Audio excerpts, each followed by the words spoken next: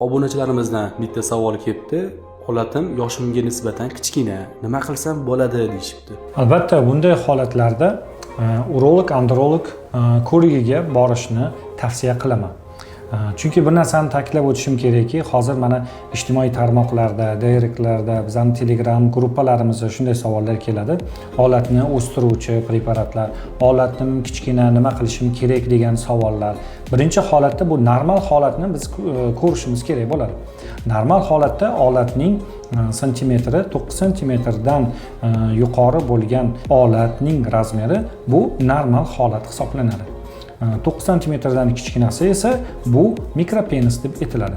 Albatta sizda ereksiya holatlarida 9 santimetrdan kichkina bo'lsa va u sizda o'zingiz uchun noqulaylik, kompleks paydo qilgan bo'lsa, albatta urolog, androlog nazoratiga kelishni tavsiya qilamiz. Bunday holatlarda konservativniy lecheniya davo choralari ko'riladi va albatta buning samarasi yuqori emas. Buning yuqori samarasi faqat jarrohlik jarayonni to'g'irlash imkoniyati bor.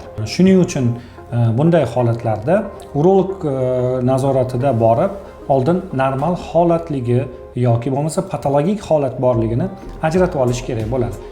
Chunki bemorlarimizda ko'ramiz, olatni o'stirish uchun nima qilishim kerak va qay holatlarda jarrohlik qilishim kerak, olatim kichkina degan psixologik kompleks paydo bo'lganligini ko'proq kuzatamiz.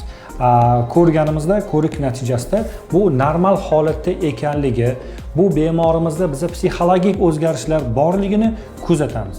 Va albatta bu yerda biz operatsiya jarrohlik usullarini qilsak ham yoki bo'lmasa konservativniy usullarni qilsak ham, u yerda olatning razmerida, olatning qalinligida o'zgarish bo'lsa ham, u o'ziga bo'lgan qoniqish, o'ziga bo'lgan ishonchning yo'qligi va ong ostida o'sha kompleks paydo bo'lib qolganligining hisobiga bu hali ham kichkinalik holat bo'ladi.